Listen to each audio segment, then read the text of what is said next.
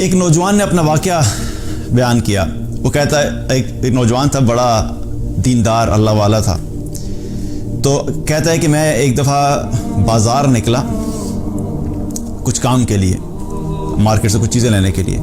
میں جب مارکیٹ میں داخل ہوا تو وہاں پہ میں کیا دیکھتا ہوں کہ ایک لڑکی ہے اور بڑے ہی ایک آپ یوں سمجھ لیں کہ اس قسم کا لباس پہنے ہوئے اور تکبر کے ساتھ وہاں پہ چل رہی ہے اور لوگوں کو اپنی طرف مائل کر رہی ہے. تو میں نے کہتا میری جب اس پہ نظر پڑی تو مجھے خیال آیا کہ یہ اگر اسی حال میں دنیا سے چلے گی تو اس کا کیا بنے گا. تو کہتا میں نے سوچا کہ میں جا کے بات کرتا ہوں. کہتا میں نے ہمت کی اور ہمت کر کے جا کے میں نے اس سے بات کی اور میں نے جا کے کہا کہ سسٹر بات سنیے, آپ یہ جس حلیے میں پھر رہی ہیں آپ سوچئے کہ اگر اسی حال میں ملک الموت آ گئے تو آپ اللہ کے سامنے کیا منہ لے کے جائیں گی. اب بات اس نے کی, ظاہر اپنے اس کے ذہن میں تھا کہ میں بات کروں گا, ہو سکتا ہے میرے بات کرنے کی وجہ سے احساس پیدا ہو جائے, کیونکہ بہت سی ایسی دفعہ ہوتا ہے کہ ایمان والے جب ایمان والوں کو یاد دہانی کراتے ہیں تو اللہ سبحانہ تعالیٰ کی طرف لوگوں کا رجحان بھی ہو جاتا ہے. تو کہتے ہیں جب میں نے بات کی تو میں نے سوچا شاید اللہ تعالیٰ دل میں ڈال دے. تو میری بات سنتے ہی اس لڑکی نے میری طرف دیکھا, مجھے کہتی ہے تمہارے پاس موبائل ہے؟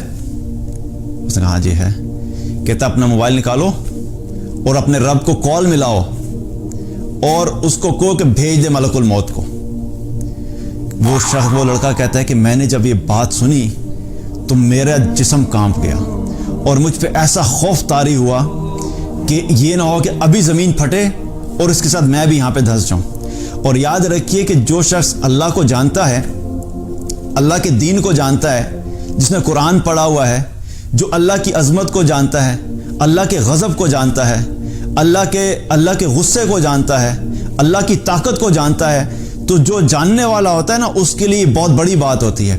اور جس شخص نے یہ پڑھا ہو کہ جتنی قوموں نے بھی تکبر کیا, جتنے لوگوں نے بھی اللہ کو للکارا, جتنے لوگوں نے بھی اللہ کی نافرمانی کر کے اللہ ہی کو چیلنج کیا, ان کا کیا حال ہوا. جو یہ جانتا ہو کہ قوم نوح نے جب اللہ کی نافرمانی کی تو اللہ نے قوم نوح کے ساتھ کیا کیا, قوم عاد نے جب اللہ کی نافرمانی کی اور تکبر کیا تو قوم عاد کے ساتھ اللہ نے کیا کیا, قوم سمود کے ساتھ اللہ نے کیا کیا, قوم شعیب کے ساتھ اللہ نے کیا کیا, قوم لوط کے ساتھ اللہ نے کیا کیا. جو اللہ اتنا طاقتور ہے کہ اتنی بڑی بڑی قوموں کو, اتنے بڑے بڑے جائنٹ جیسے جو انسان دنیا پہ آئے ان کو ہواؤں سے اڑا دیا, کسی کو پتھروں سے اڑا دیا, کسی کو فرشتے کی چیخ سے اڑا دیا. تو جو اللہ اتنا طاقتور اور اتنی بڑی بڑی قوموں کو ختم کر سکتا ہے, وہ ایک لڑکی یا ایک انسان جب اللہ کو للکارے گا تو اللہ سبحانہ تعالیٰ نہیں کر سکتا کیا. تو کہتے ہیں کہ میں وہاں سے بھاگا, مجھے خوف ایسا طاری ہوا کہ میں آگے چلا گیا. میں نے کہا میں چھوڑ دیا. میں تھوڑا سا آگے گیا تھا اپنے کام سے, مارکیٹ کے کنارے پہ پہنچا, اتنے میں کیا دیکھتا ہوں کہ پیچھے سے چیخو پکار کی آواز آ رہی ہے اور لوگ رو رہے ہیں. میں واپس جب آیا میں نے دیکھا پتہ نہیں کیا انسیڈنٹ پیش آیا. کہتا جب میں واپس آ کے پہنچا تو کیا دیکھتا ہوں کہ وہ لڑکی اسی جگہ پر مری پڑی ہے جہاں پہ اس نے یہ کہا تھا کہ بھیجو ملک الموت کو. اللہ اکبر کبیرہ.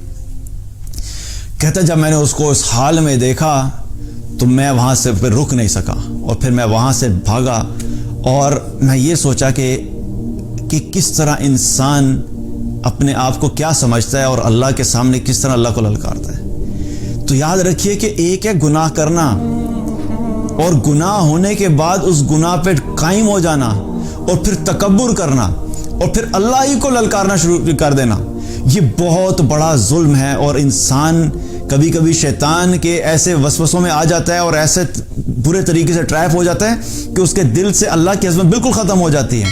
تو گناہ اگر ہو بھی گیا ہے تو یاد رکھو کہ کبھی اللہ کے سامنے یہ جرت نہیں کرو کہ گناہ کی بنیاد کے اوپر اللہ کے سامنے ہی تکبر کرنا شروع کر دیں.